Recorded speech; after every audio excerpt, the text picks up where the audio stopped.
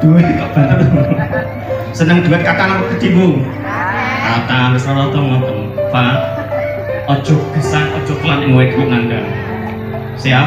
Alhamdulillah tekan. Siji duwe bojo sing salehah. Nomor loro, auladuhu saleh.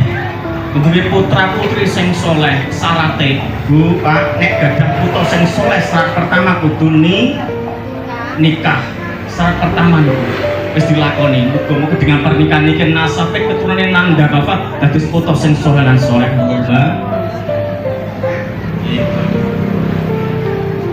Sing nomor 3, wa khotolata'is sholih, kumpul wong sing soleh sing apik-apik. Nova nanda kumpule sing apik-apik, ojo pisan kumpulan wong sing elek. Masalah pi elek prilakune. Nanda Nova kok nglakoni salah, hati-hati besok turunmu iso dadi salah, dadi elek mergo perbuatane menungso.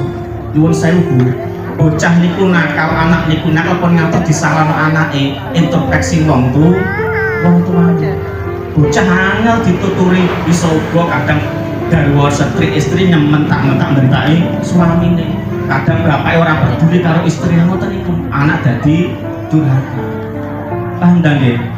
Siji duwe anak soleh, kumpulane ya sing Allahumma sholli ala Muhammad. Sing terakhir nek pengen bahagia Anda, au takunu rizqu ghali baladihi. Nuwun sewu Pak niki nggih, dawuhe Kanjeng Nabi, rezeki sing paling berkah manfaat iku golek rezeki, golek duit ning negarane dhewe. Nova, nek saiki aja pisan-pisan duwe niat lunga ning luar negeri.